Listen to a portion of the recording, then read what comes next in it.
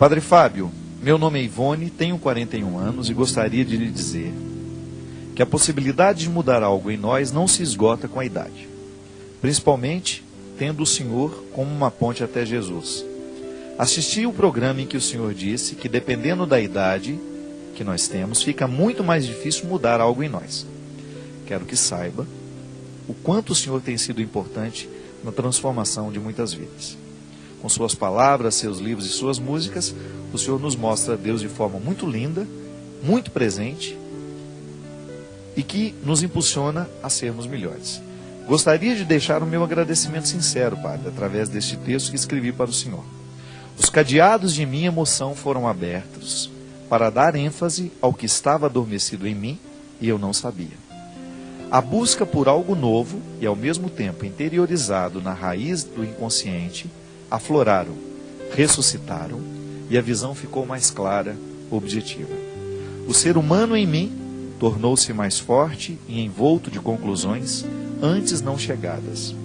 Uma mulher decidida em encontrar outros e novos caminhos, de alçar voos mais altos, de não desistir nunca, jamais. E esta antes era eu, adormecida em um local não descoberto. Um ser triste, amargurado, sem luz própria, convencida de que não era capaz de devastar florestas do meu eu, singrar mares das agonias, voar mais alto até a altura de um paraíso. Derrotada pelas palavras de muitos que só queriam massacrar-me nos mais profundos abismos da desesperança, da descrença, do desamor. Agradeço, Padre Fábio, por fazer descobrir em mim que sou solo sagrado, que tudo posso, que Deus me ama, que Ele está vivo em mim e transforma cada dia a minha vida. Aprendi a amar a Deus através do Senhor. Obrigado por sua evangelização humana, sábia e real. Que Deus o abençoe sempre. Ivone da Silva, de Campo Limpo, São Paulo. Oi, Ivone, muito obrigado, minha filha. Isso é um presente de Natal, viu? Receber o seu testemunho. E eu acho muito interessante, minha gente, porque a Ivone toca numa questão que é muito recorrente aqui, né? Quantas vezes nós falamos aqui e acreditamos fielmente que a proposta de Jesus para a nossa vida é realmente a gente descobrir no nosso dia a dia que ainda é possível fazer alguma coisa por nós mesmos. Você já observou que muitas vezes o nosso processo humano fica estagnado justamente porque nos falta essa credibilidade? São as duas dimensões da fé. Eu creio em Deus, mas ao crer em Deus, preciso crer que Deus crê também em mim. E posso dizer para você que, na minha experiência como padre, o que eu mais percebo é que a segunda dimensão da fé é muito mais difícil que a primeira. É fácil a gente acreditar em Deus, é razoável crer em Deus. Agora, quando a gente precisa acreditar que Deus acredita em nós, nós entramos num território muito difícil, que é o território das nossas precariedades. E muitas vezes, quando a gente não é capaz de encontrar e descobrir credibilidade neste território de precariedades, que é a condição humana, a gente corre o risco de tornar infértil a dimensão da fé. Eu até me perguntaria, de que vale crer em Deus se eu não creio em mim também? Será que essa crença em Deus teria alguma força de mudança se ela não encontrar em mim uma credibilidade interior? Não sei. Pode ser que muitas vezes o nosso processo humano não avance porque nós ficamos parados apenas no primeiro patamar da fé. Eu creio em Deus. Mas e aí? Como é que eu desdobro na minha vida a minha crença em Deus? Quando eu creio em Deus, eu preciso descobrir então o mistério do seu amor, da sua misericórdia. E ao descobrir o mistério do seu amor e da sua misericórdia, eu me interpreto. É por isso que é muito interessante a gente descobrir e identificar que a interpretação que nós fazemos de Deus tem repercussões diretas na interpretação que nós fazemos sobre nós mesmos. A maneira como eu olho para Deus é também uma maneira como eu olho para mim. Por isso que Karl Rahner, né, o grande teólogo, dizia que toda teologia é também uma antropologia. A leitura que eu faço do sagrado, de alguma forma, é também a leitura que eu faço do humano. E eu fico muito feliz, minha filha, quando você me diz que a minha religião humana lhe ajudou. Pronto. É neste ponto que nós estamos aqui. O programa de direção espiritual gira muito em torno deste ponto. Deste segundo desdobramento da fé. Eu creio em Deus, mas eu preciso acreditar o tempo todo na humanidade. Porque se eu perco a fé em mim mesmo, gente, daqui a pouco eu me entrego aos meus processos viciosos, daqui a pouco eu vou entregar os pontos, eu vou jogar a toalha, né? É um termo que nós usamos para demonstrar. Estou cansado, não aguento mais. E aí, quando eu jogo a toalha, quando eu fico desanimado com o meu processo humano, a minha fé em Deus não vai ter muita repercussão. Porque como é que a minha fé em Deus pode repercutir se eu já me autodenominei, me autodefini como fracassado, como um projeto falido? Não tem como. É por isso que, na experiência de acreditar em Deus, nós assumimos um compromisso de acreditar em nós também. Porque eu sei que, embora eu seja frágil, eu seja miserável, eu posso contar com a graça de Deus. E contar com a graça de Deus é muito concreto, isso não é uma conversa fiada. Eu vejo no meu dia a dia esta ação da graça de um Deus que não desanima de mim. E é por isso que nós temos dentro do Evangelho parábolas lindíssimas que nos mostram Deus indo procurar o fraco. Você tem ali no Evangelho de Mateus, no Evangelho de João, no Evangelho de Marcos. Em todos os evangelhos você encontra, em alguns momentos, a misericórdia é o tema central, no segmento de alguns capítulos. Aí você tem a história da ovelha perdida, que pode parecer uma insanidade. É uma insanidade isso.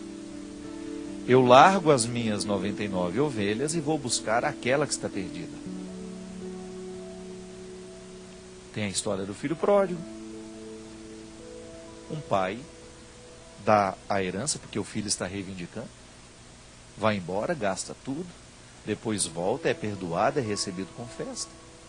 Veja bem que tudo isso fere muitas vezes a lógica do bom senso. Não é? Mas aí você descobre que você está entrando numa outra lógica, que é a do amor de Deus, que é justamente aquele que vem fortalecer a crença em mim, a crença em você. Então eu fico muito feliz, Ivone, de saber que deu certo com você. Sabe por quê, minha filha?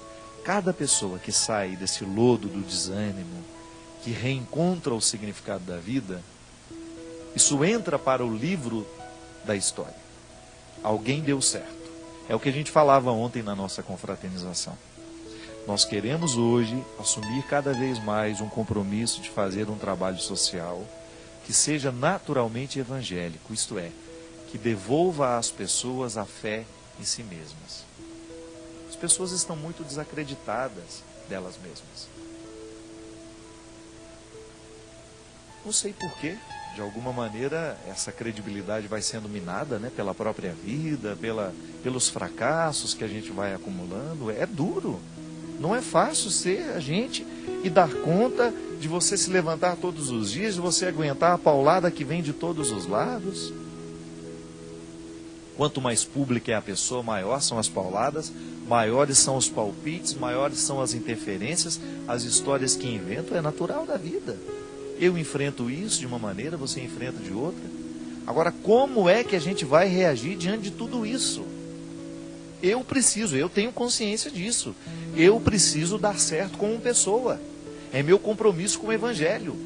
Eu não posso ser um pregador que não vive no seu dia a dia, na sua carne, o dinamismo da fé que eu prego. Se eu digo para você que acreditar em Deus é também acreditar em você, eu não estou livre desta luta, porque a segunda dimensão da fé é luta. A primeira é dom, né? Eu acredito em Deus, recebi este dom. O segundo desdobramento da fé que eu preciso ter em mim é luta humana. Eu preciso todos os dias reencontrar um motivo para continuar acreditando em mim. Porque o vizinho, a pessoa que está do lado, o invejoso, vai olhar para você, vai fazer questão de julgar um lixo em você, vai fazer questão de fazer uma calúnia, vai fazer questão de puxar o seu tapete. E aí é a hora de você. A vida vai te dar tombos naturais. As coisas não acontecem do jeito que a gente quer. E aí? Como é que nós vamos reagir diante de tudo isso? Como é que eu vou agora me posicionar diante de uma vida que nem sempre eu escolhi? Porque às vezes a vida é assim. É fruto da minha escolha, mas de vez em quando também chove no meu quintal uma chuva que eu não pedi. E aí eu preciso dar conta. É o meu posicionamento. E agora, como é que eu vou me posicionar diante disso tudo? E aqui nós temos duas possibilidades, né? Parece que não existe uma terceira. Ou nós vamos enfrentar essa vida e vamos dar um jeito de reinterpretar a chuva que a gente não queria, e vamos dar um jeito de transformar essa chuva que a gente não queria em algo bom, ou nós vamos nos entregar ao processo do choro, do sofrimento, da lamúria, e vamos ficar assim estabelecidos. Hoje eu recebi um e-mail, por causa de uma conversa que eu tive pelo telefone com uma grande amiga minha, e depois, algum tempo depois, ela falou assim, a nossa conversa me rendeu essa reflexão, e mandou. E nós falamos justamente das pessoas que se acomodam na vida e que por causa do cômodo que a vida trouxe, se acostumam com os maus tratos, se acostumam com aquilo que há de pior. E para não quebrarem o cristal do encanto, né, passam a vida inteira ali naquela lamentação natural, mas ao mesmo tempo alimentando o ciclo vicioso, a raiz que gera toda a infelicidade. Aí essa minha amiga escreveu um e-mail muito interessante, ela diz, olha, às vezes nós somos como um carro. O motor é bom, funciona direitinho, mas nós escolhemos mal o combustível que a gente escolhe. O combustível que a gente coloca para nos mover.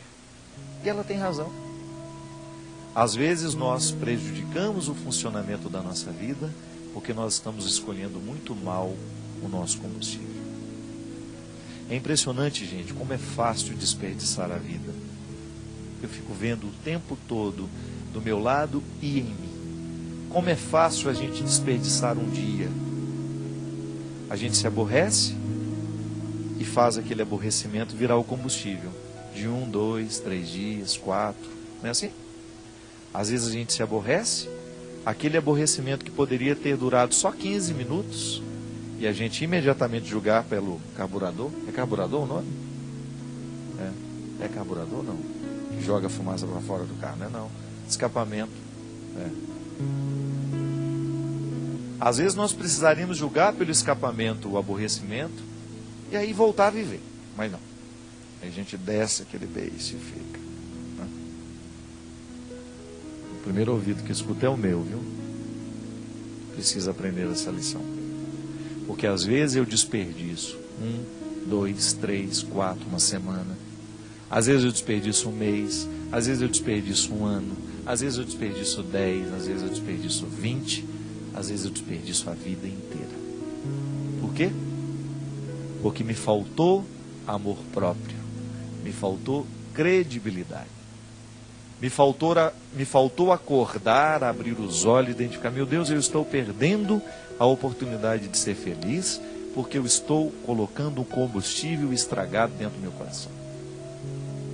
Por isso que eu dizia no início do programa que final de ano tem que ser para nós uma época de muita faxina, na alma mesmo. Não podemos continuar alimentando o nosso motor com combustível estragado.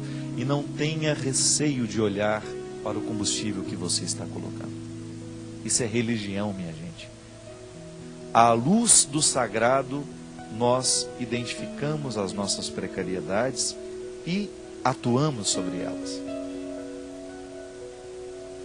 Hoje um amigo meu também pelo telefone, o Marcão lá da Morena Rosa do Paraná, meu grande amigo Marco, ele falou, Padre Fábio do céu, às vezes eu fico trabalhando tanto que eu fico pensando, será que tem que ser assim?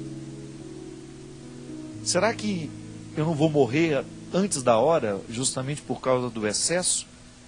que eu estou provocando? É assim mesmo.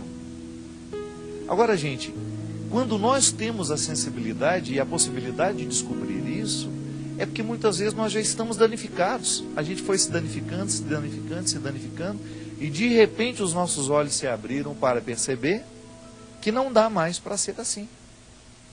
E é por isso que muita conversão só acontece na saturação, quando a pessoa chegou no limite. Mas a gente não precisa esperar o limite chegar. É possível mudar. Creia em Deus e creia em você. E a partir desses dois pilares de fé, nós podemos estabelecer uma vida nova, um compromisso novo, um novo tempo